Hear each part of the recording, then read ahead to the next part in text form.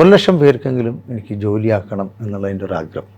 എൻ്റെ ടാർഗറ്റ് 1,00,000 പേർക്കെങ്കിലും ജോലി ഇപ്പോൾ ഉള്ളതിൽ ഒരു 5 ഇരട്ടി വളരണം എന്നുള്ളതാണ്. വേൾഡിൽ ഏറ്റവും കൂടുതലുള്ള യൂത്ത് ക്വാളിഫൈഡ് മാൻ പവറുള്ള രാജ്യം ഇന്ത്യയാണ്. Making India market the world. വേൾഡിൽ മൊത്തം മാർക്കറ്റ് ചെയ്യുക, ഇന്ത്യയിൽ ഉണ്ടാക്കുക എന്നാണ് ഞങ്ങളുടെ ലക്ഷ്യം. ഞങ്ങളുടെ കൂടെ വർക്ക് ചെയ്യുന്നതിന് നല്ലൊരു ശതമാനം എംപ്ലോയീസ് ഞങ്ങളുടെ കൂടെ ഇൻവെസ്റ്റ് ചെയ്ത ആൾക്കാരാണ്. അവരടുത്ത് ഫണ്ടുണ്ട്, അവർക്ക് ഇൻവെസ്റ്റ് ചെയ്യുക, ജോലിക്ക് അവർക്ക് കിട്ടുന്നത് വേറാണ്, പെർഫോമൻസ് ഇൻസെൻറ്റീവ് വേറാണ്, അവർ ഇൻവെസ്റ്റ് ചെയ്ത് കിട്ടുന്ന റിട്ടേൺസ് വേറാണ്. ഈവൻ എൻ്റെ കൂടെ വർക്ക് ചെയ്ത ഗൾഫിലെ ഡ്രൈവർമാർ വരെ ഇൻവെസ്റ്റ് ചെയ്തിട്ട് അവർക്കും ഇന്ന് റിട്ടയർഡ് ചെയ്തിട്ട് നല്ലൊരു പൈസ കിട്ടുന്ന രീതിയിൽ വന്നിട്ടുണ്ട്. വിജയിച്ചത് മാത്രമേ ആൾക്കാർ കാണുള്ളൂ, പരാജയപ്പെട്ടത് ഒരിക്കലും കാണൂല. പല ബിസിനസ്സിനും പലപ്പോഴും ഒരുപാട് പരാജയങ്ങളും വിജയങ്ങളും, ഒരു സക്സസ് മാത്രം ഉണ്ടാവില്ല ഒരിക്കലും. വെറും സക്സസ് എന്ന് പറഞ്ഞൊരു സംഭവം അവിടെ ഇല്ല, ഒരാളെ ജീവിതത്തിലില്ല.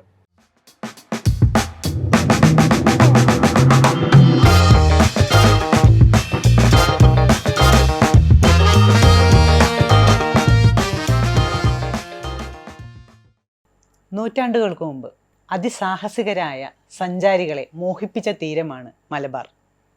ഇന്ന് ആ മലബാറിൽ നിന്ന് ഒരു റീറ്റെയിലർ ലോക വിപണികൾ കീഴടക്കിക്കൊണ്ട് മുന്നേറുകയാണ്. Malabar gold and diamond. 13 രാജ്യങ്ങളിലായി 370 ഷോറൂമുകൾ മലബാർ ഗോൾഡിനുണ്ട്. ഏതാണ്ട് 26 രാജ്യങ്ങളിലെ 25,000 പേർക്ക് മലബാർ ഗോൾഡ് ജോലി നൽകുന്നുണ്ട്. കഴിഞ്ഞ സാമ്പത്തിക വർഷത്തിൽ 51,000 കോടി രൂപയാണ് വിറ്റുവരവ്. ഇന്ന് മലബാർ ഗോൾഡ് ആൻഡ് ഡയമണ്ടിൻ്റെ സ്ഥാപകനും ചെയർമാനുമായ MP അഹമ്മദാണ് നമ്മുടെ അതിഥി. നമസ്കാരം, ധനം ടൈറ്റൻ ഷോയിലേക്ക് സ്വാഗതം. 1993 30 വർഷങ്ങൾക്ക് മുമ്പ് ഒരു ചെറിയൊരു സ്വർണ്ണക്കടയിൽ നിന്നാണല്ലോ തുടക്കം. അന്ന് അങ്ങനെ ആ ഒരു ചെറിയ ഷോറൂം ആരംഭിക്കുമ്പോൾ ഇങ്ങനെ ഇത്ര കണ്ട് വളരും എന്നൊക്കെ ഒരു ഇതുണ്ടായിരുന്നോ മനസ്സിൽ? ഞാൻ ആദ്യം സ്വർണ്ണക്കടയെല്ലാം ആരംഭിച്ചത് എൻ്റെ ഒരു 21-22 വയസ്സിൽ മലഞ്ചരക്ക് വ്യാപാരമായിട്ട് കോഴിക്കോട് വലിയങ്ങാടിയിലാണ് എൻ്റെ ബിസിനസ് ആരംഭം.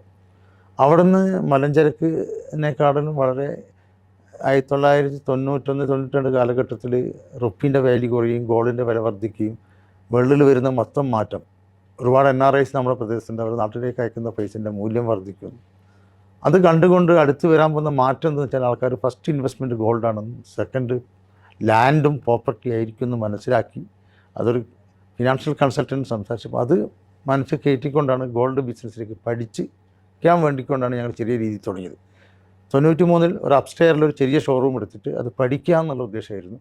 93 മുതൽ 2000 വരെ ഇതിനെപ്പറ്റി 7 വർഷം നീണ്ട പഠനമായിരുന്നു. വളരെ ചെറിയ രീതിയിൽ അന്ന് കോഴിക്കോട് ഏറ്റവും നന്നായി ഫ്ലറിഷ് ചെയ്തിരിക്കുന്ന അലൂക്കാസും അതുപോലെ ഫാഷൻ ജ്വല്ലറിയും അയോധ്യയൊക്കെ ഏറ്റവും നന്നായി ഫ്ലറിഷ് ചെയ്യുന്നൊരു കാലഘട്ടമാണ്. അവിടെ ഇവരൊക്കെ ചെയ്യുന്നത് നല്ല ബിസിനസ് ചെയ്യുന്നു. ആ സമയത്ത് ഞാൻ കണ്ടൊരു വലിയൊരു പോരായ്മ, പലരും ക്വാളിറ്റി കൊടുത്തിരുന്നില്ല. അതേ സമയത്താണ് ഞങ്ങൾ ക്വാളിറ്റി എഡ്യൂക്കേഷൻ, ക്വാളിറ്റി വേണം ഓർണമെൻറ്റ്സിന്, അത് ആൾക്കാർ മുടക്കുന്ന പണത്തിന് തുല്യമായ വാല്യൂ തിരിച്ചു കിട്ടണം എന്ന 916ഉം ഹോൾമാർക്കിംഗ് 2000 മുതൽ ഹോൾമാർക്കിംഗ് ഓർണമെൻറ്റ്സൊക്കെ ഞങ്ങൾ വലിയ രീതിയിൽ പ്രചരിപ്പിക്കാൻ തുടങ്ങി. അത് ഓൾ ഇന്ത്യ ലെവലിലും അതുപോലെ മറ്റു രാജ്യങ്ങളിലൊക്കെ തന്നെ പ്രചരിപ്പിക്കാൻ തുടങ്ങി. എൻ്റെ ട്രസ്റ്റ്, ഗോൾഡിൻ്റെ ക്വാളിറ്റി തന്നെ എൻ്റെ ട്രസ്റ്റ്, അത് തിരിച്ചു വെക്കുമ്പോൾ കിട്ടുന്നു. Life long free maintenance, buyback guarantee, ഇത്തരം കുറേ കാര്യങ്ങൾ നടപ്പിലാക്കി. അതൊരു വലിയ വിജയമായിരുന്നു. അപ്പോൾ ഈ നമ്മളൊരു ലോങ് ടൈം പ്ലാൻ, അതായത് 7 വർഷത്തോളം പഠിച്ചു, നന്നായിട്ട് പഠിച്ചു. ഞങ്ങളുടെ ബന്ധുക്കളും കുട്ടികളൊക്കെ ഇത് പഠിക്കാൻ വേണ്ടി ഇതിന് സ്പെഷ്യലായിട്ട് ഇറങ്ങി. ശരി. അപ്പോൾ അന്നേ ഇങ്ങനെ ഒരു വലിയൊരു ബ്രാൻഡ് വേൾഡിൽ ഈ ഒരു ഏതെങ്കിലും ഒരു കാര്യത്തിൽ ബ്രാൻഡ് ആവുക എന്നുള്ളൊരു ടാർഗറ്റായിരുന്നു. കാരണം എൻ്റെ കൊപ്ര ബിസിനസ്സിൽ എനിക്കൊരു വലിയൊരു പണം തരുന്നുണ്ട്. കൊക്കോ കെയർ അവർ ആ ബ്രാൻഡ് ഹിന്ദുസ്ഥാൻ ലിവറിന് വിറ്റിട്ടാണ് ഞങ്ങൾക്ക് തരാനുള്ള പൈസ തന്നത്. അപ്പം ബ്രാൻഡ് വിറ്റിട്ട് വലിയൊരു കടം വീട്ടാൻ അവർക്ക് പറ്റിക്കുന്നുണ്ട്. ബ്രാൻഡ് വലിയൊരു വാല്യൂ ഉണ്ട്. ബ്രാൻഡ് എന്ന് പറയുന്നത് ട്രസ്റ്റാണ്, ആൾക്കാരുടെ ഫീലിംഗ് ആണ്. ബ്രാൻഡ് എന്താണെന്നുള്ളത് മനസ്സിലാക്കി അങ്ങനെ ബ്രാൻഡ് ഉണ്ടാക്കുകയാണെങ്കിൽ ജമൻ ജ്വല്ലറി തന്നെ ബ്രാൻഡ് ആവാം എന്നുള്ളത് തീരുമാനിച്ചു. അങ്ങനെ ബ്രാൻഡ് ബിൽഡ് ചെയ്യുക എന്നുള്ള ഉദ്ദേശത്തോടു കൂടി തന്നെയാണ്, ആ ടാർഗറ്റും ഉണ്ട്. അതിനനുസരിച്ചാണ് എംബ്ലം ഉണ്ടാക്കിയും അതിനനുസരിച്ചിട്ട് ബേസ് ലൈൻ ഉണ്ടാക്കിയും ഒക്കെ തന്നെ ഞങ്ങൾ പോയത്. അപ്പോൾ അന്ന് ഒറ്റയ്ക്കായിരുന്നില്ലല്ലോ, കുറച്ച് ഒരുപാട് ആൾക്കാരുണ്ടായിരുന്നു. അത് അടുത്ത സുഹൃത്തുക്കളായിരുന്നു, എങ്ങനെയായിരുന്നു അത്? അത് അന്ന് ഞങ്ങളുടെ ഒരാളുടെ അടുത്ത് അത്രയൊന്നും പണ്ടെടുക്കാനില്ല. ആരടുത്താണോ പൈസ ഉള്ളത് അവർ പൈസ കൊണ്ടുവരട്ടെ, ആരാണോ വർക്ക് ചെയ്യാൻ ഇൻട്രസ്റ്റ് ഉള്ളത് അവർ പണം വർക്ക് ചെയ്യട്ടെ, ആരാണോ മറ്റ് ഐഡിയകളുള്ളത്, ഞാനാണ് കാര്യമായി ഐഡിയ ഇൻവെസ്റ്റ് വരട്ടെ. അപ്പോൾ നമ്മൾ ഇതെല്ലാം കൂടി കൂട്ടി യോജിച്ച് മുന്നോട്ട് പോവാം. അന്ന് ഒരുപാട് NRI ആൾക്കാർ നമ്മുടെ മലബാറിൽ നിന്നുണ്ട്. അവർക്കെല്ലാം ഇന്ത്യയിൽ ഇൻവെസ്റ്റ് ചെയ്യണം. അവരെ കറൻസി പെട്ടെന്ന് ഇന്ത്യൻ്റെ വാല്യൂ പെട്ടെന്ന് കുറഞ്ഞ് 92-95 വലിയ കറൻസി വീക്ക് വന്നു. ആ വീക്ക്നെസ്സിൽ ഒരുപാട് പൈസ അവർക്ക് എക്സസ് ആയിട്ട് ഇവിടെ വരുമ്പോൾ അത് ലാൻഡിലും പ്രോപ്പർട്ടിയിലും ഒപ്പം ഗോൾഡിലും ഇൻവെസ്റ്റ് ചെയ്യാൻ തുടങ്ങി. അതാണ് ഞങ്ങളുടെ ഗ്രോത്തിന് അടിസ്ഥാന മൂല്യം. അപ്പോൾ ഈ പാർട്ട്ണർമാരെ തിരഞ്ഞെടുത്തപ്പോഴേ, എന്ന് വെച്ചാൽ ആദ്യം ഈ പങ്കാളികളെയൊക്കെ തിരഞ്ഞെടുത്തപ്പോൾ എന്തെങ്കിലും മാനദണ്ഡം ഉണ്ടായിരുന്നോ? അല്ലെങ്കിൽ അവരുടെ അടുത്ത് മാനദണ്ഡം എന്ന് ചോദിച്ചാൽ 100% അവർ പരസ്പര വിശ്വാസവും സ്നേഹമായിരുന്നു. കാര്യങ്ങളൊക്കെ നമ്മൾ തീരുമാനിക്കും, നിങ്ങൾ തീരുമാനിച്ച് നടത്തി വളരെ സ്ട്രൈറ്റാണ് അവർ നോക്കുന്നുണ്ട്. ബിസിനസ്സൊക്കെ വളരെ സ്ട്രൈറ്റാണ്, സത്യസന്ധം മാത്രമേ ചെയ്യുള്ളൂ. ലാഭത്തിൻ്റെ ഒരു ചെറിയ വിഹിതം ചാരിറ്റിക്ക് മാറ്റിവെക്കും. അത് ഞങ്ങൾ പിന്നെ ഇപ്പം 2000 മുതൽ 5% ആക്കി. ലാഭത്തിൻ്റെ 5% CSRന് മാറ്റി വെച്ചിട്ട് സമൂഹത്തിൽ പിന്നോക്കം നിൽക്കുന്നവർക്ക് കൊടുക്കും. അതിനൊന്നും ആർക്കും അഭിപ്രായ വ്യത്യാസം ഉണ്ടായിരുന്നില്ല. ലാഭം എല്ലാവർക്കും എല്ലാ അക്കൗണ്ടും. അന്നുണ്ടാക്കിയൊരു വലിയ മാറ്റം എന്താ വെച്ചാൽ ആരും എംപ്ലോയി അല്ല, ആരും എംപ്ലോയർ അല്ല, ഓണറും അല്ല, വർക്ക് എല്ലാവരും ഇത് പാർട്ട് ഓഫ് ദ മാനേജ്മെൻ്റ് ആക്കി. പൈസ ഉള്ളവർക്ക് ഇൻവെസ്റ്റ് ചെയ്യാം, അല്ലാത്തവർക്ക് വർക്ക് ചെയ്യാം. എല്ലാവർക്കും അക്കൗണ്ട്സും കാര്യങ്ങളൊക്കെ പരസ്പരം മനസ്സിലാക്കാനും പരസ്പരം വിശ്വാസവും. എല്ലാ സ്റ്റാഫിനും എവിടെ നിന്ന് എങ്ങനെ വരുന്നു, എന്ത് വിലക്ക് വാങ്ങിക്കുന്നു, എന്ത് വിലക്ക് വിൽക്കുന്നു, എങ്ങനെയാണിത് ഡെവലപ്പ് ചെയ്യുന്നത് എന്നുള്ളത് അറിയാം. യാതൊരു മറവും ട്രാൻസ്പെറൻസി ആയിരുന്നു പൂർണ്ണമായിട്ടും. അപ്പോൾ എല്ലാവരെയും വിശ്വാസത്തിലെടുത്തു. നമ്മുടെ നാട്ടിൽ ചൂഷിതരും ചൂഷിതവർഗവും വളർന്നു വന്നൊരു കാലഘട്ടത്തിൽ ഇത് ചൂഷിതരല്ല. അവരത്ര ജോലി ചെയ്യുന്ന നന്നായി പെർഫോം ചെയ്യുന്ന ആൾക്കാർക്ക് പ്രൊമോഷൻ കിട്ടി, ഇൻസെൻറ്റീവ്സ് കിട്ടി, ലാഭവിഹിതവും കിട്ടാൻ തുടങ്ങി. അപ്പോൾ എല്ലാവരും അവരേതായി ഏറ്റെടുക്കാൻ തുടങ്ങി. ഷോപ്പുകളൊക്കെ ഓണർഷിപ്പ്, എല്ലാ സ്റ്റാഫും അവർ ഓണർഷിപ്പ് എടുക്കാൻ തുടങ്ങി. ആ ഒരു വ്യത്യാസം മറ്റു പലരും ഉടമസ്ഥം മുടക്കുന്ന ആൾ വേറെയും ജോലി ചെയ്യുന്ന ആൾക്കാർ വേറെയായിരുന്നു. ഞങ്ങൾ തന്നെ പൈസ മുടക്കുന്നു, ഞങ്ങൾ തന്നെ വർക്ക് ചെയ്യുന്നു. ഇതിൽ ആൾക്കാരൊക്കെ മക്കൾ തന്നെ നന്നായിട്ട് വർക്ക് ചെയ്യുന്നു. അതിനനുസരിച്ചിട്ട് ഡെവലപ്മെൻറ്റ് വരാൻ തുടങ്ങിയപ്പോൾ ഓരോരോ ഷോറൂമും വരുമ്പം അതൊക്കെ തന്നെ ഫ്രണ്ട് എൻഡിൽ ഓണേഴ്സിനുണ്ടാക്കാൻ ഞങ്ങൾ നോക്കി. ഓണർഷിപ്പ് ഒരു ഇന്ത്യൻ ബിസിനസ് കൾച്ചറിൽ ഓണർഷിപ്പ് വേണം. എല്ലാവരും ആ ഓണർഷിപ്പ് എടുത്തുകൊണ്ട് ക്വാളിറ്റിയും ഗ്യാരണ്ടിയും വാറണ്ടിയും കൊടുത്തുകൊണ്ട് ഞങ്ങൾ ഗ്യാരണ്ടി എന്ന ഉത്തരവാദിത്തോടു കൂടി കസ്റ്റമറെ ബോധ്യപ്പെടുത്താൻ പറ്റി. അതാണ് കസ്റ്റമർ കൂടുതൽ വരുന്നു. കസ്റ്റമർ സാറ്റിസ്ഫാക്ഷനാണ് ഇതിൽ ബിസിനസ്സിനെ വളർത്തുള്ളൂ. ഈ ബിസിനസ് മോഡലേ എങ്ങനെയാണ് ഡെവലപ്പ് ചെയ്തത്? താങ്കളുടെ ഉള്ളിൽ നിന്ന് വന്ന ഒരു കാര്യമാണോ, അല്ലെങ്കിൽ ആരുടെയും എക്സ്പെർട്ട് ഒപ്പീനിയൻ? ചോദിച്ചാൽ ഞങ്ങളുടെ ഒരു എക്സ്പീരിയൻസ് നിന്ന് വന്നതാണ്. ഞങ്ങൾ മലഞ്ചരക്ക് വ്യാപാരത്തിലായാലും എൻ്റെ ഫാദറും പാർട്ണർഷിപ്പ് ബിസിനസ് ചെയ്തിരുന്ന ആളാണ്. അതിലൊക്കെ 100% സത്യസന്ധതയും കൃത്യനിഷ്ഠതയും പാർട്ണേഴ്സിനോട് പുറത്ത്. എനിക്ക് ഇത്രയും കാലമായിട്ട് 10-32 വർഷമായിട്ട്, ഒരുപാട് വർഷങ്ങളായിട്ട് ഒരു പാർട്ണറും തെറ്റിപ്പിരിഞ്ഞു പോയിട്ടില്ല. ആരെയും ചീറ്റ് ചെയ്യപ്പെട്ടില്ല. പൈസ വരുമ്പം അങ്ങ് സ്വഭാവം മാറുന്ന രീതി ഞങ്ങൾക്കില്ല. ഓരോരുത്തർക്കും അർഹതപ്പെട്ടത് അവർക്ക് കൊടുക്കുക, ന്യായമായത് കിട്ടുക. ഞങ്ങളൊക്കെ ആരെങ്കിലും വർക്ക് ചെയ്യുന്നവർക്കുണ്ടെങ്കിൽ അതിൻ്റെ വർക്കിങ്ങിന് അവർക്കൊരു പെർസെൻറ്റേജ് വേറെ വെക്കും. കാരണം എനിക്ക് അധ്വാനത്തിൽ നിന്നതാണെന്നുള്ള ആദ്യം തീരുമാനിച്ച് വെച്ചിട്ടുണ്ട്.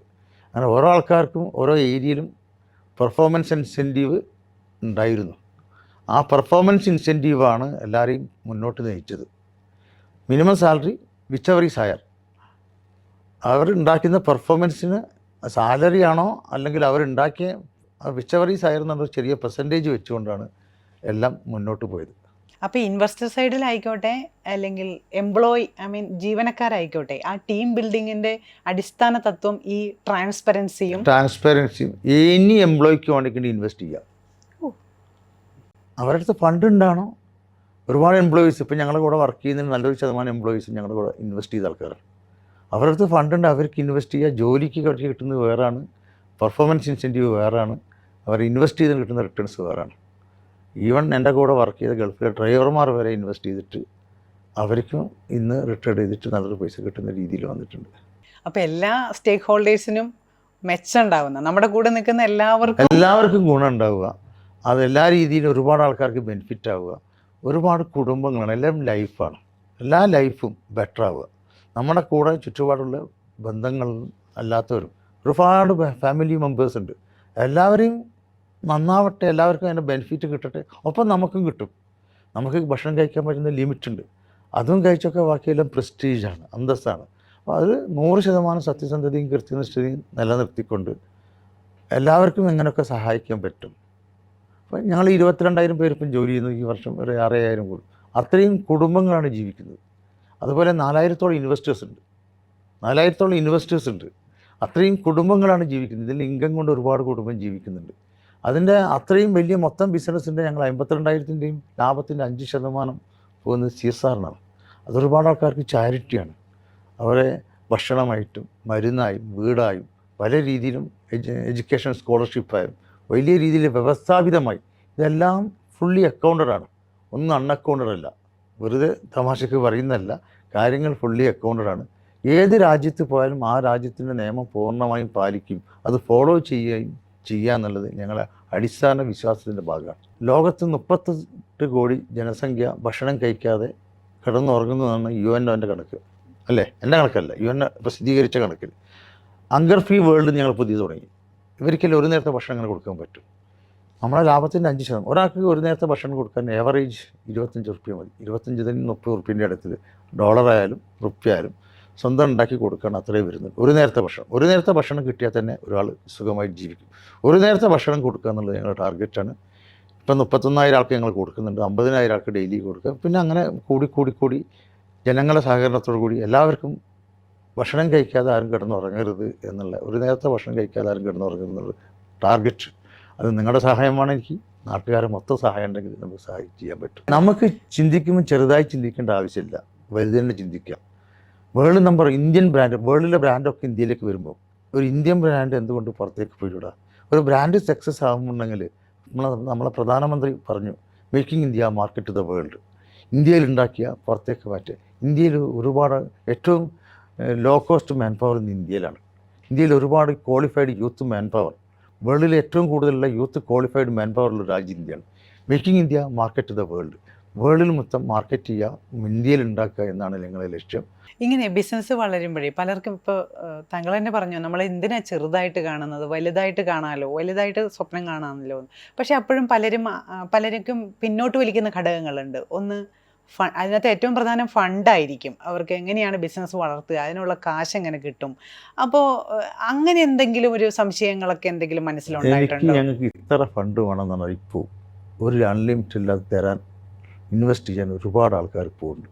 ചെറുകിട സാധാരണക്കാർ 1 കോടി 2 കോടി ആയിരക്കണക്കിന് ആൾക്കാർ ഏത് നല്ല ബിസിനസ്. കാരണം അവർക്ക് വിശ്വാസം വരണം, നമ്മൾ ചെയ്യുന്നത് പെർഫെക്റ്റാണ്, അതിൽ ന്യായമായ എന്താണോ ലാഭമുള്ളത് എനിക്ക് എൻ്റെ വീതം കിട്ടും. ആ കൃത്യമായി വന്നാൽ ഇൻവെസ്റ്റ് ചെയ്യാൻ നമ്മുടെ നാട്ടുകാരുടെ കയ്യിലൊക്കെ പൈസ ഉണ്ട്. ഫണ്ടില്ലാത്തല്ല പ്രശ്നം, വർക്ക് ചെയ്യാനുള്ള ആളുമുണ്ട്, ആശയങ്ങളുണ്ട്. അത് കൃത്യമായ രീതിയിൽ നടപ്പിലാക്കാനുള്ള ചങ്കൂറ്റവും മനസ്സുറപ്പും.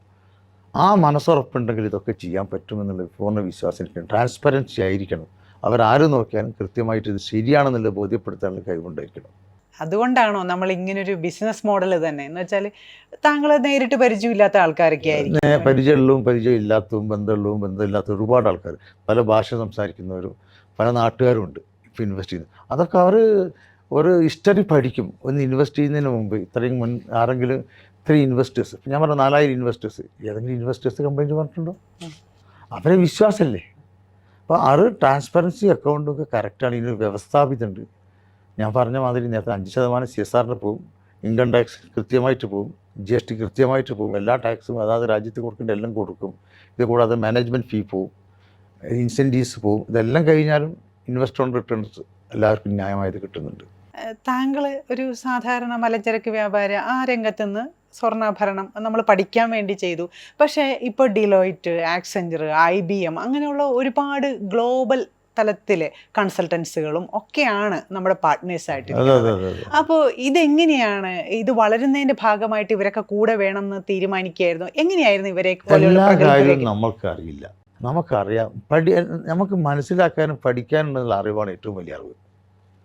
നമുക്കൊന്നും അറിയില്ല എന്നും അറിയുന്ന ഒരുപാട് ആൾക്കാരുണ്ടെന്നും അവരോടൊക്കെ ചർച്ച ചെയ്യാനും മനസ്സിലാക്കാനുള്ള ടീമുകൾ ഉണ്ടാക്കിയിട്ട് എല്ലാ കാര്യവും ഒരുപാട് കൺസൾട്ടൻസീസ്, EY ആദ്യം കൺസൾട്ടൻസി ചെയ്തു, ഡിലോയിറ്റ് ഉണ്ട്, ഒരുപാട് കൺസൾട്ടൻസീസ് വരുന്നു, ആക്സെഞ്ചർ, IBM എന്തുകൊണ്ട് എല്ലാ ടെക്നോളജി രംഗത്തും എല്ലാവരോടും ഞങ്ങളിപ്പം TCS, ടാറ്റ കൺസൾട്ടൻസിയും ഞങ്ങൾക്ക് കൺസൾട്ടൻസി ചെയ്യുന്നുണ്ട്. അവരെല്ലാ രീതിയായിട്ടും എല്ലാ കൺസൾട്ടൻസി ആയിട്ട് ചർച്ച ചെയ്യാനും നമ്മുടെ ആവശ്യങ്ങൾ അവരോട് പറയാനും.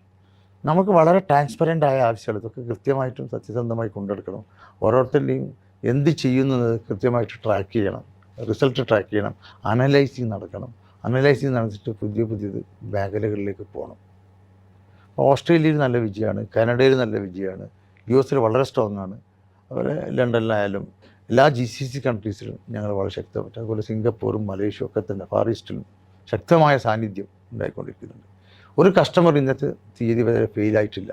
ഓർണമെൻറ്റ്സ് വാങ്ങുന്ന കസ്റ്റമർ ഫെയിലാവാതിരിക്കുക എന്നുള്ളതാണ്. ഞാൻ നേരത്തെ പറഞ്ഞ മാതിരി ഈ ഓർണമെൻറ്റ്സിന് മുകളിലൊക്കെ അവിടെ ചെറിയൊരു എനാമൽ തുടങ്ങുന്നുണ്ട്, അതുവരെ ഞങ്ങൾ കൃത്യമായി ലെസ് ചെയ്തിട്ടാണ് പോകുന്നത്. സാധാരണ നമ്മളുടെ നാട്ടിൽ ഇപ്പം തന്നെ നമ്മളുടെ ഇവിടെ വലിയങ്ങാടിയിലും അല്ലെങ്കിൽ പാളയത്തും ഒക്കെ ഒരുപാട് കൊച്ചു കൊച്ചു ജ്വല്ലറികളുണ്ട്. ഒരുപാട് ഇപ്പം നമ്മുടെ തൃശ്ശൂരാണെങ്കിൽ ഹൈ റോഡ് ഭാഗത്ത് കേരളത്തിലൊക്കെ ഒരുപാട് കൊച്ചു ജ്വല്ലറികൾ ഉണ്ടായിരുന്നു. പക്ഷേ 12,000-ലധികം ജ്വല്ലറി കേരളത്തിലുണ്ട്. പക്ഷേ ഇവർക്ക് ആർക്കും തന്നെ, അല്ലെങ്കിൽ ഇവരെ പോലെയുള്ള കൊച്ചു കച്ചവടക്കാരിൽ ആർക്കും തന്നെ ഇങ്ങനെയൊക്കെ വളരണം എന്നോ അല്ലെങ്കിൽ ഇങ്ങനെ തന്നെ വലിയ പാർട്ട്നേഴ്സ് ആക്കണം, ഇതെന്താണ് ഇതിനകത്തൊരു ഇങ്ങനെയൊക്കെ ആകണം എന്നൊക്കെ തോന്നുന്നത്? ആർക്കും ഒന്നും അറിയാത്തത് കൊണ്ടല്ല, ആർക്കും മനസ്സിലാവാത്ത, ഞാൻ പറഞ്ഞ ഇത്രയും തന്നെ മതി. അത് ചെയ്ത് നടപ്പിലാക്കി ലാസ്റ്റ് വരെ കൊണ്ടു നടക്കുന്നത്. ഏതെങ്കിലും ചെറിയ ലാഭം വരുമ്പം മനസ്സ് മാറിപ്പോയാൽ മതി.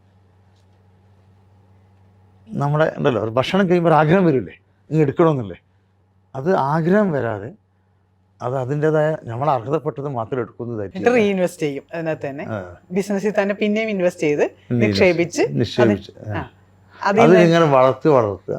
ഇത് വളർന്നു പോയത് കൊണ്ട് ലോകത്തിലൊരു ട്രസ്റ്റ് ഉള്ള ഒരു ബ്രാൻഡ് ഇന്ത്യയിൽ നിന്ന് പോവുക, നമ്മുടെ നാട്ടിൽ നിന്ന് പോവുക. നമ്മുടെ നാട്ടിലേക്ക് നിങ്ങൾ നേരത്തെ പറഞ്ഞ മാതിരി എല്ലാ രാജ്യങ്ങളിലും വ്യഞ്ജനങ്ങൾ, അതായത് നമ്മുടെ കുരുമുളകും ഏലവും ഇഞ്ചിയും എന്ന് വേണ്ട ഒരുപാട് മഞ്ഞളൊക്കെ അന്വേഷിച്ച് ഒരുപാട് യൂറോപ്യൻസ്, എല്ലാ രാജ്യത്തു നിന്നും ചൈനക്കാർ മുതൽ അറബികളൊക്കെ ഒരുപാട് വന്ന് മലബാർ തീരം അതിനറിയപ്പെട്ടതാണ് വർഷങ്ങൾക്ക് മുമ്പ്, നൂറ്റാണ്ടുകൾക്ക് മുമ്പ്.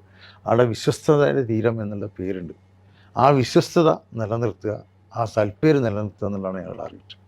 അപ്പോൾ ഈ ബിസിനസ് വളർത്തുന്നതിൻ്റെ ഭാഗമായിട്ട് ഈ ഇത്തരം പ്രലോഭനങ്ങളിലൊന്നും വന്നില്ല അല്ലേ? ഒരുപാട് ലാഭം വരും എന്നാൽ പിന്നെ ഈ ലാഭമൊക്കെ എടുത്ത് നമുക്ക്, ഞാൻ നേരത്തെ പറഞ്ഞത് നമുക്കൊരു ജീവിക്കാൻ ഒരു ദിവസം എന്ത് വേണം, 1000-2000 രൂപ വേണം. അതൊന്നും ഒരു പ്രയാസമില്ലാതെ ബാക്കി നമുക്ക് വന്നാൽ അതിൻ്റെ അർഹതപ്പെട്ടവർക്ക് കൊടുക്കുക, അതിന് ന്യായമായ രീതിയിൽ കാര്യങ്ങൾ നടക്കുക. CSR ചാരിറ്റി, എത്രയും കൂടുതൽ ആൾക്കാർക്ക് ചാരിറ്റി കൊടുക്കുക, കൂടുതൽ ആൾക്കാർക്ക് ജോലി ഉണ്ടാവുക. 1,00,000 പേർക്കെങ്കിലും എനിക്ക് ജോലിയാക്കണം എന്നുള്ളതിൻ്റെ ഒരു ആഗ്രഹം. എൻ്റെ ടാർഗറ്റ് 1,00,000 പേർക്കെങ്കിലും ജോലി ഇപ്പോൾ ഉള്ളതിൽ ഒരു 5 ഇരട്ടി വളരണം എന്നുള്ളതാണ്. ഇങ്ങനെ ഇത്രയും വലുതാകുമ്പോഴേ ഇതിൻ്റെയൊക്കെ കടിഞ്ഞാൻ എൻ്റെ കയ്യിൽ നിന്ന് പോകും, അങ്ങനെയുള്ള പേടിയല്ലോ? ഒരു പേടിയില്ല. ഞാൻ 75-ാമത്തെ വയസ്സിൽ റിട്ടയർഡ് ചെയ്യും. എനിക്കിപ്പോൾ 67 വയസ്സായി. 5-8 വർഷം കൂടി കഴിഞ്ഞ് റിട്ടയർമെൻറ്റ് നമ്മൾ നേരത്തെ തീരുമാനിച്ചിട്ടുണ്ട്. ഞങ്ങളുടെ കമ്പനിയിലൊക്കെ റിട്ടയർമെൻറ്റ് ഉണ്ട്. റിട്ടയർഡ് ചെയ്ത് നെക്സ്റ്റ് ജനറേഷൻ ഏറ്റെടുക്കും. ഞാനത് ഇപ്പം തന്നെ എൻ്റെ കുറേ ഭാഗങ്ങൾ ജനറേഷൻസിന് ഏൽപ്പിച്ചു തുടങ്ങി. അപ്പോൾ എല്ലാ കാലവും മരിക്കുന്നവരെ, അതിൻ്റെ ഇടയിൽ എപ്പോഴും മരിക്കാം, മരണം ദൈവത്തിൻ്റെ കയ്യിലാണ്. അപ്പോൾ നമ്മളൊരു ഓർമ്മശക്തിയും ബുദ്ധിശക്തിയും പൂർണ്ണമായിട്ടും കണ്ണെത്തുന്നിടത്ത് കാതെത്തുന്നിടത്ത് കയ്യെത്തണം എന്ന് പറയും. എല്ലാം നമുക്ക് കാണാനും കേൾക്കാനും ചെയ്യാനും പറ്റുന്ന സമയം വരെ ചെയ്യുള്ളൂ. ഇതാണ് എന്ത് തന്നെ ആയാലും. അതൊക്കെ കഴിഞ്ഞാലും 75-ാമത്തെ വയസ്സിൽ റിട്ടയർമെൻറ്റ് ഉറപ്പാണ്. ഈ ബ്യൂട്ടി അത് ഈ കംപ്ലീറ്റ് ഞങ്ങളുടെ എല്ലാവർക്കും മിനിമം 58, 60, 65 വയസ്സ് വരെ ഉള്ളൂ ജോലി ചെയ്യുന്ന ആൾക്കാർ. ഈ ഡയറക്ടർ ടോപ്പ് ലെവൽ മാനേജ്മെൻറ്റിന് വേണമെങ്കിൽ 75 വയസ്സ് വരെ ആവാം. ഈ ബ്യൂട്ടി മീറ്റ്സ് ക്വാളിറ്റി, അതൊരു എന്താ പറയുക, മലബാർ ഗോൾഡ് എന്ന് പറയുമ്പോൾ തന്നെ എല്ലാവരുടെ ഉള്ളിൽ, ഏതൊരു കൊച്ചു ആൾക്കാരുടെ ഉള്ളിലും ഇതുവരെ ഒരു ഹൗസ് ഹോൾഡ് നെയിമാക്കി മലബാർ ഗോൾഡിനെ മാറ്റി. അതൊരു ചെറിയ ചില്ലറ പണിയല്ലല്ലോ, അതെങ്ങനെയാണ് ചെയ്തെടുത്തത്? എറണാകുളത്തിൽ TV നാരായണൻ എന്നുള്ള ഒരു ആർട്ട് അഡ്വർടൈസ്മെൻറ്റ് ഡെവലപ്പർ, അയാൾ ഒരു ദിവസം വന്നു എന്നോട് ചോദിച്ചാൽ നമുക്ക് എന്താണ് ചെയ്യേണ്ടത്. എന്നോട് നമുക്ക് ക്വാളിറ്റിയാണ്. 2-3 പ്രാവശ്യം ഒക്കെ ഞാൻ ക്വാളിറ്റിയാണ്, പിന്നെ വേറെന്താണ് ഭംഗി. അപ്പം ബ്യൂട്ടി മീറ്റ്സ് ക്വാളിറ്റി, അതിനാണ് വിവാഹം. സ്ത്രീ ബ്യൂട്ടി ആണെങ്കിൽ പുരുഷൻ ക്വാളിറ്റിയാണ്. അതിനെ പോലെ നമുക്കെന്ന് ചോദിച്ചാൽ അത് മതി എന്നാണ്. ബ്യൂട്ടി മീറ്റ്സ് ക്വാളിറ്റി എന്നുള്ള പേര് വന്നു. അന്ന് ആദ്യത്തെ കാലഘട്ടത്തിൽ ഏറ്റവും കൂടുതൽ ഞങ്ങൾ അഡ്വർടൈസ്മെൻറ്റ് ചെയ്ത് ബ്യൂട്ടി മീറ്റ്സ് ക്വാളിറ്റി. പുരുഷൻ ക്വാളിറ്റി ആണെങ്കിൽ സ്ത്രീ ബ്യൂട്ടിക്ക് പ്രാധാന്യം കൊടുക്കുന്നത്. ക്വാളിറ്റിയും ബ്യൂട്ടിയും ഉണ്ടായിരിക്കണം, ലൈഫിലും ഉണ്ടായിരിക്കണം.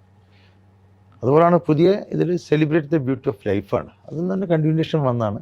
ഞങ്ങളെ ലോകമൊക്കെ അങ്ങനെ മാറി പിന്നെ ഇങ്ങനെ മാറിക്കൊണ്ട് കാലഘട്ടത്തിനായ മാറ്റം ഓർണമെന്റ്സിലുണ്ട്.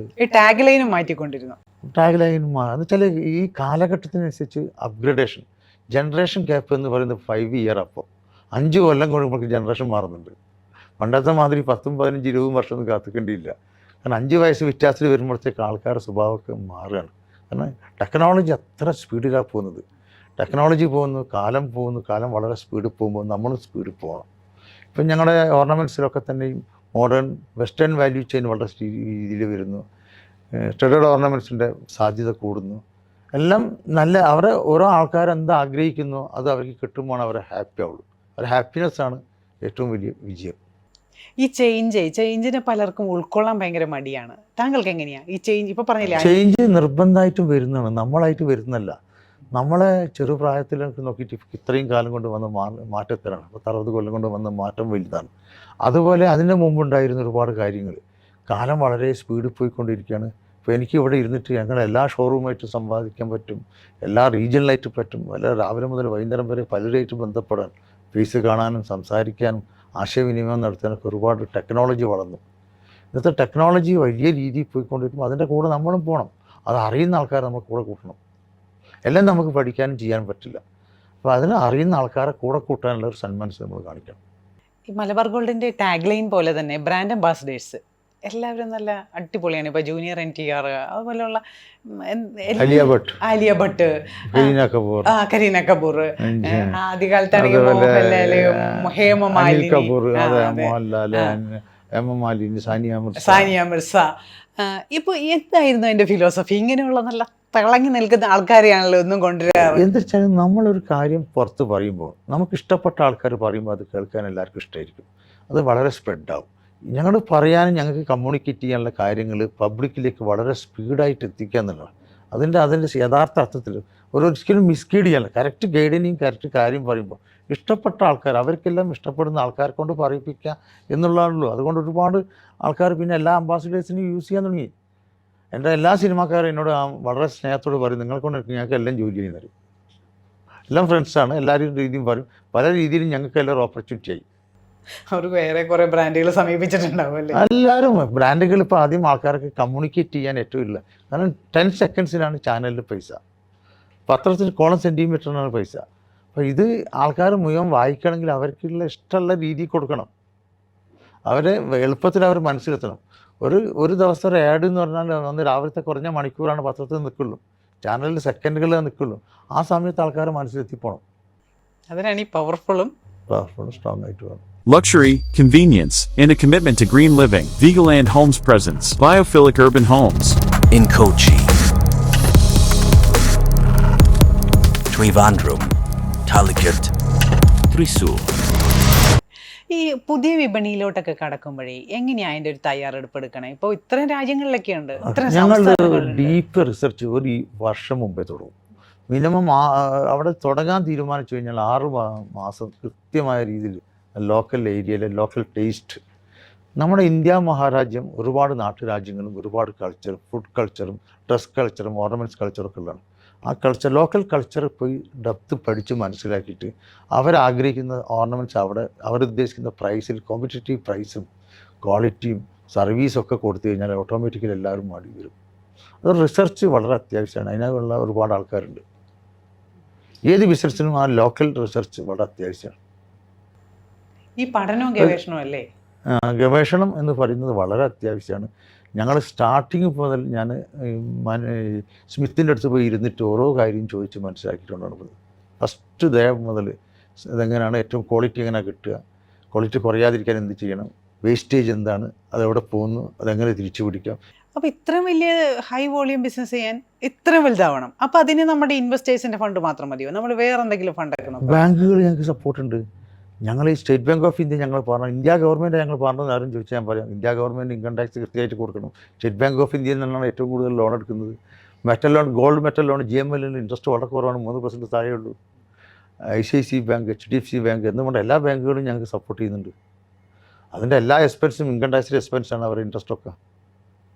അപ്പോൾ ആ ഒരു ബിസിനസ് പ്ലാൻ പെർഫെക്റ്റ് ആക്കണം. ഇനി ലോൺ എടുത്താലും ലോണിന് ഇൻട്രസ്റ്റ്, പക്ഷേ ലോൺ തരുന്ന ആൾക്കാർക്ക് അത് തിരിച്ച് കിട്ടും എന്നുള്ള ഉറപ്പ് കൊടുക്കണം. അവർക്കത് കൃത്യമായ രീതിയിൽ നടക്കുന്നുള്ള ബാങ്കിന് അത് മോണിറ്ററിങ് സിസ്റ്റം കൊടുക്കണം. ബാങ്ക് അത് മോണിറ്റർ ചെയ്യുന്നുണ്ട്. ബാങ്ക് ആയാലും ആരുതായാലും നമ്മളത് പെർഫെക്ഷൻ എല്ലാ രംഗത്തും വേണം. ഈ പുതിയൊരു വിപണി കണ്ടുപിടിച്ചാൽ തന്നെ അതിൻ്റെ പുതിയൊരു ഷോറൂം തുടങ്ങാനായിട്ട് അവിടുത്തെ ഇൻവെസ്റ്റേഴ്സിനെ കൂട്ടിയിട്ടായിരുന്നു അവിടെ അങ്ങനെ ഒരു ലൊക്കാലിറ്റിയൊക്കെ എങ്ങനെ തിരഞ്ഞെടുക്കണം, എവിടെ തുടങ്ങി? നേരത്തെ ചെയ്തിരുന്നു. പിന്നെ ഞങ്ങൾക്ക് അതാത് പ്രദേശത്ത് പോയിട്ട് പുതിയ ചെറുപ്പക്കാരെടുത്ത് കംപ്ലീറ്റ് ട്രെയിനിങ് കൊടുത്ത് മാനേജ്മെൻറ്റിലാണ് ഇപ്പോൾ എല്ലാവരും വരാൻ തുടങ്ങി. പിന്നെ അവർക്ക് ഉത്തരവാദിത്വം കൊടുക്കുന്നുണ്ട്, റെസ്പോൺസിബിലിറ്റി കൊടുക്കാൻ പറ്റും. സ്റ്റോക്കിൻ്റെ ഉത്തരവാദിത്വം, സെയിൽസിൻ്റെ ഉത്തരവാദിത്വം, സെയിൽസ് ടേൺ ഓവർ, റിസർച്ച് ചെയ്ത് അതിലൊക്കെ ഒരുപാട് സ്റ്റാൻഡേർഡ് ഓപ്പറേഷൻ പ്രൊസീജിയേഴ്സ് SOP ഉണ്ടാക്കി. ഞങ്ങളും തനിഷ്കും എല്ലാവരും അങ്ങനെ തന്നെ ചെയ്യുന്നത്. മൾട്ടിപ്പിൾ ബിസിനസ് പോകേണ്ടിക്കുന്ന ഒരുപാട് സിസ്റ്റം ഡെവലപ്മെൻറ്റ് വേണം.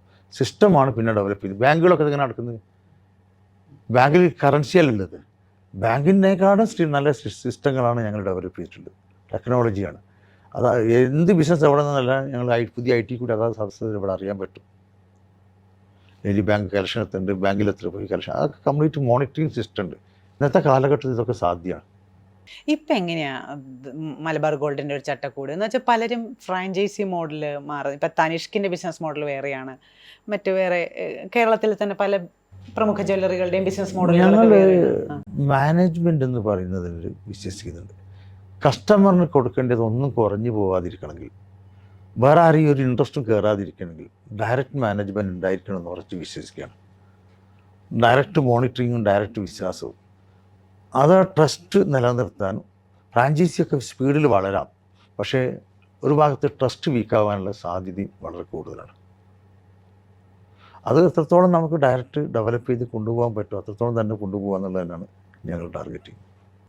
ഇപ്പോൾ തനിഷ്കൊക്കെ ചെയ്യുന്ന പോലെ ആ ബ്രാൻഡ് വാല്യൂവിൽ വെച്ച് നമ്മൾ ലെവറേജ് ചെയ്ത് ബിസിനസ്സിനെ ഗ്രോത്ത് ഉണ്ടാക്കുക അങ്ങനെയുള്ള അല്ല, നമുക്ക് നമ്മുടെ ഡയറക്റ്റ് മാനേജ്മെൻ്റ് ആയിരിക്കണം. ഒരു തരത്തിലും കസ്റ്റമർ വീക്കാവരുത്. കസ്റ്റമർ സാറ്റിസ്ഫാക്ഷൻ കൂടിക്കൊണ്ടേ വരണം, കസ്റ്റമർ ലോയൽറ്റി കൂടിക്കണം. അതായത് കസ്റ്റമറുമായിട്ട് എപ്പോഴും മുഖാമുഖം നിൽക്കുന്നത് നമ്മളുടെ മാനേജ്മെൻറ്റിൻ്റെ ആരെങ്കിലും ഉണ്ടാവോ? ആരെങ്കിലും ഉണ്ടാവണം. ഏത് കസ്റ്റമറിനും വേണ്ടിയിട്ടുണ്ടെങ്കിൽ എല്ലാ ഷോപ്പിലും എൻ്റെ നമ്പറുണ്ട്, ഫോൺ നമ്പറുണ്ട്, എൻ്റെ ഇമെയിൽ ID ഉണ്ട്. ആർക്ക് ഡയറക്റ്റ് ഇമെയിൽ, ഡെയിലി ഇമെയിലും ഒരുപാട് കംപ്ലയിൻ്റ് എന്തൊക്കെ വന്ന് ഓൺ ദ സ്പോട്ട് പരിഹരിക്കുന്നുണ്ട്. എല്ലാ ഷോപ്പിലും ഞാൻ നമ്പർ കൃത്യമായിട്ട് എഴുതി വെച്ചിട്ടുണ്ട്. ഇമെയിൽ ID ഉണ്ട്, ഫോൺ നമ്പറുണ്ട്, ആർക്കും മെസ്സേജ് അയക്കാം. ആ കംപ്ലയിൻറ്റ് ഞങ്ങൾ പരിഹരിക്കപ്പെടുന്നുണ്ട്. പരിഹരിച്ചു എന്നുള്ള കസ്റ്റമറെ ചോദിച്ച് അവർക്ക് അത്ര ഫോക്കസ്ഡാണ് കസ്റ്റമർ സാറ്റിസ്ഫാക്ഷൻ. ഒരു കസ്റ്റമർ അവർ സാറ്റിസ്ഫൈഡ് ആയിരിക്കണം, ഒരു മിസ്ഗൈഡിങ് ചെയ്യൂല. മിസ്ഗൈഡിങ് ഉണ്ടാവാതിരിക്കുക, കറക്റ്റ് ഗൈഡ് ലൈൻസ് ഉണ്ടായിരിക്കുക, അതാണ് ട്രസ്റ്റ്. ട്രസ്റ്റ് ബ്രേക്ക് ചെയ്യാതെ അങ്ങനെ കൊണ്ടുപോകാൻ പറ്റും. അത്രയാണ് ബ്രാൻഡ് നിലനിൽക്കുള്ളൂ. അതിന് പറ്റിയ പോലെയാണ്. ഇപ്പം നമ്മൾ എങ്ങനെയാണ് മലബാർ ഗോൾഡിൻ്റെ ഒരു ടോട്ടൽ ഒരു മാനേജ്മെൻറ്റ് ഒറ്റൊരു ചട്ടക്കൂടിലാക്കുകയാണോ? മുൻപ് കുറേ ഇൻവെസ്റ്റേഴ്സിനെയൊക്കെ ചേർത്ത് ഓരോരോ ഇപ്പം ഞങ്ങളൊരു പബ്ലിക് ലിമിറ്റഡ് കമ്പനി ആവുക എന്നുള്ളത് കാലഘട്ടത്തിൻ്റെ ആവശ്യമാണ്. അതിലേക്കുള്ള പ്രയാണമാണ്. കാരണം ഒരുപാട് ഇൻവെസ്റ്റേഴ്സ് ഉണ്ട്, വ്യക്തികളൊക്കെ ഇനി മാറും, സിസ്റ്റം മാറും.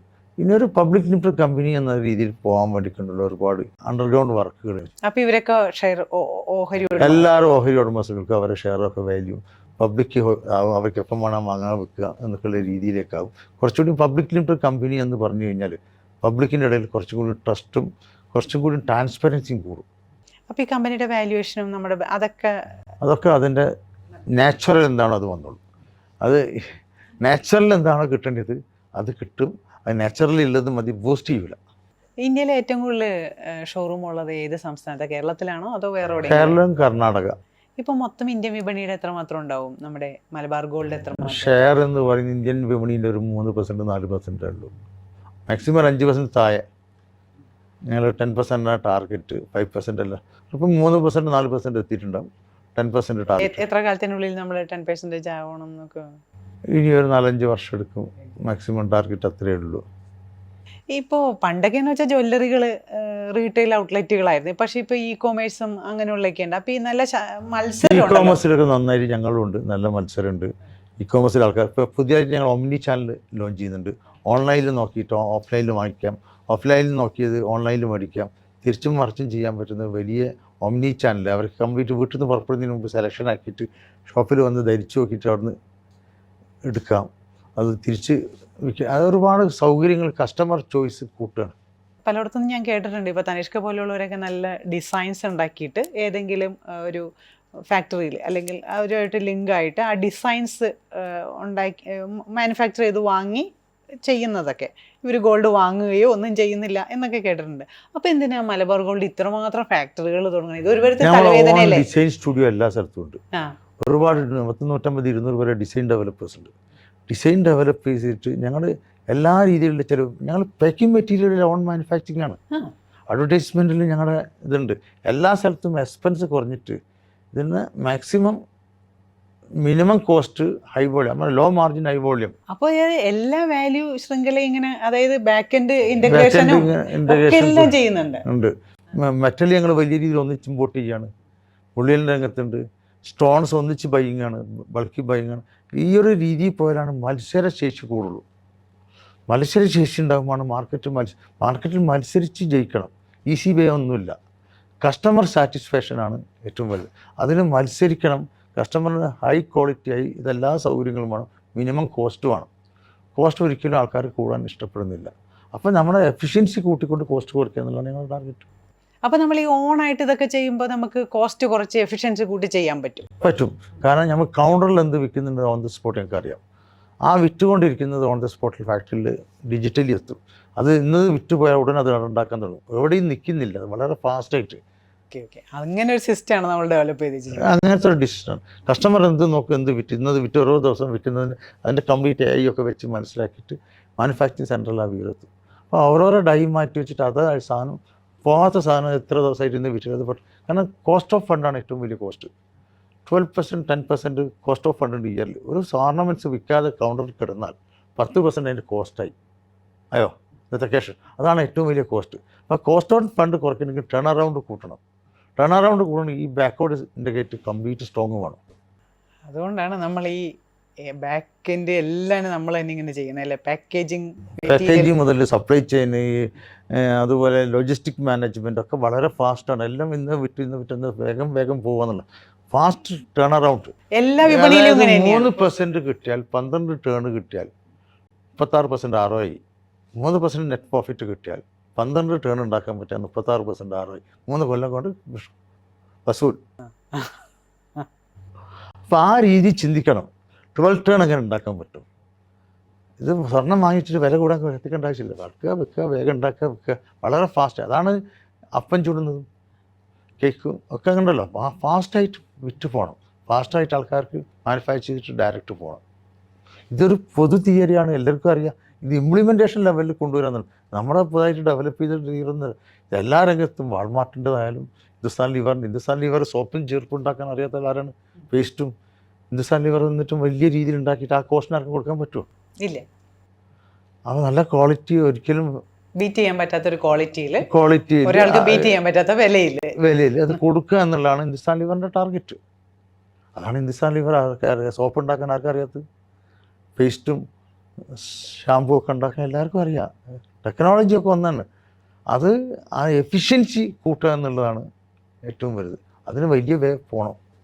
അതാണ് നമ്മുടെ ഒരു രഹസ്യം അല്ലേ? അതിലൊരു രഹസ്യവും ഇല്ല. ഇത് പരസ്യമായ രഹസ്യമാണ്. രഹസ്യം ഒന്നും നിലക്കില്ല. ഒരു രഹസ്യം ഒരു സ്ഥലത്തും നിലക്കില്ല. രഹസ്യങ്ങളൊന്നും ഇല്ല എന്നുള്ള വിശ്വസിക്കലാണ് ഏറ്റവും നല്ലത്.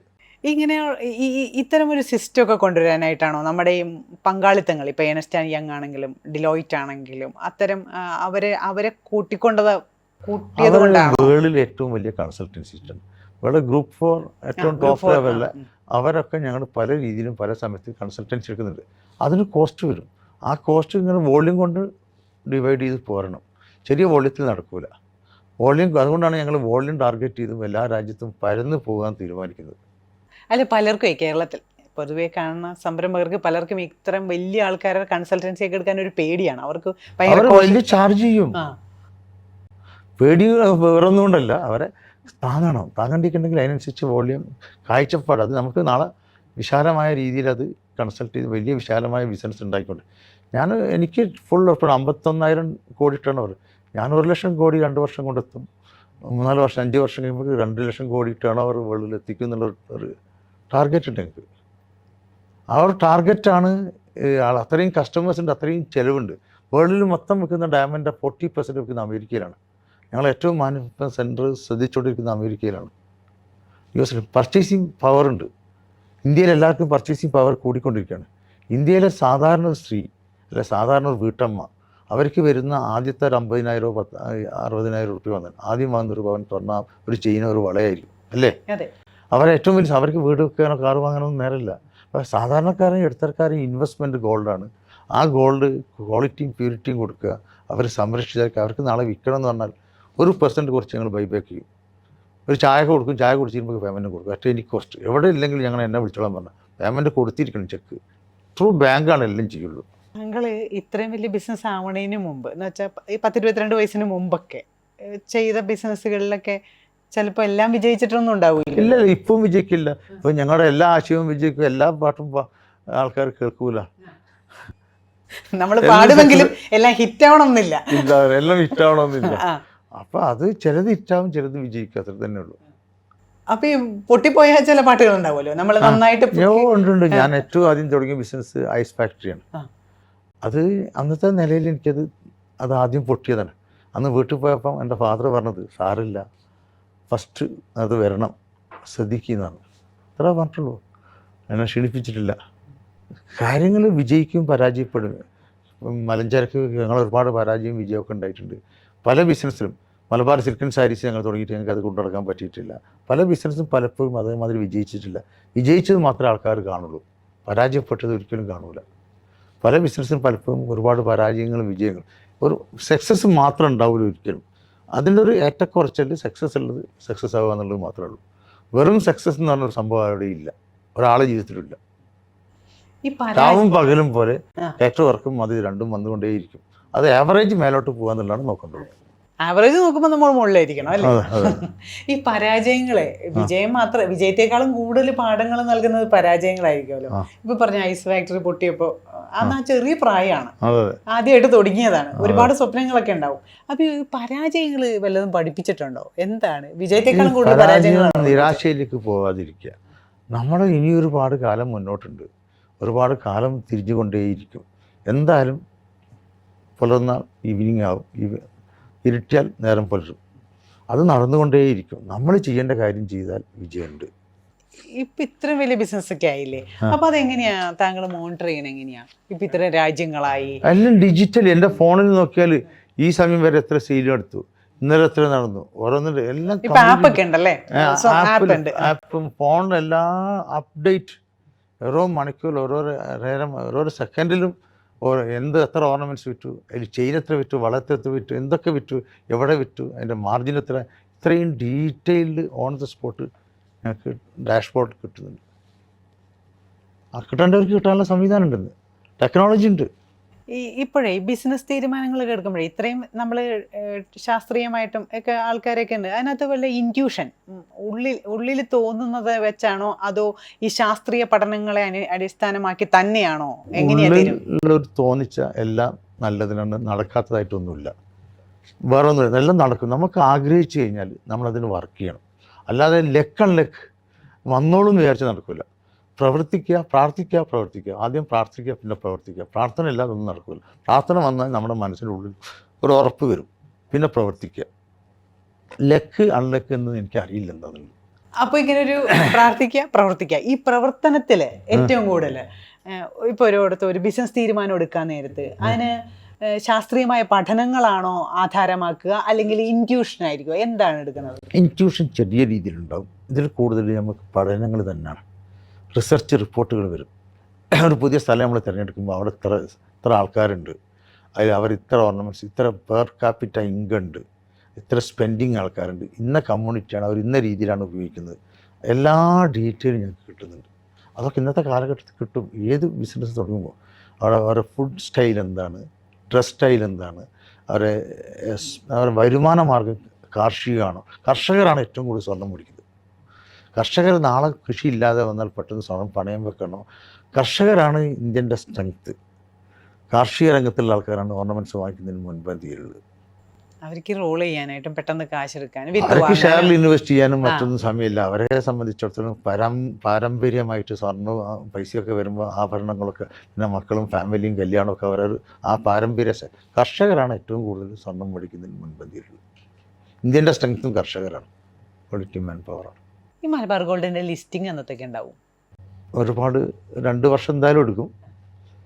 അതിനിടയിൽ അതിൻ്റെ ഒരുപാട് കാര്യങ്ങൾ തീരുമാനമാവേണ്ടതുണ്ട്. ഒരു ലീഗലി പെർഫെക്ഷൻ, കുറേ കാര്യങ്ങൾ ലീഗലൊക്കെ പെർഫെക്ഷൻ ഉണ്ടെങ്കിലും കൺസോൾട്ടേഷൻ, ഞങ്ങൾ ഒരുപാട് കമ്പനികളുണ്ട്, ആ കമ്പനിയൊക്കെ ഒന്ന് കൺസോൾട്ടേറ്റ് ചെയ്ത് വരണം. അതിൻ്റെ അതിന്റെ ഒരു മോഡലായിരിക്കും അല്ലേ? മോഡൽ എല്ലാം ഒറ്റ കമ്പനി ആവുന്നുണ്ട്. ഏകീകരിച്ച്, നേരത്തെ പല കമ്പനിയായിട്ട് തുടങ്ങിയത് അത് ഏകീകരിച്ചിട്ട കമ്പനിയാണ്. അപ്പോൾ ഒരു 5 വർഷത്തിനുള്ളിൽ എന്തായി മാറും മലബാർ ഗോൾഡ്? എന്താണ് വേൾഡിലെ ഏറ്റവും കൂടുതൽ ടോപ്പ് 10 ഒരാളാവും.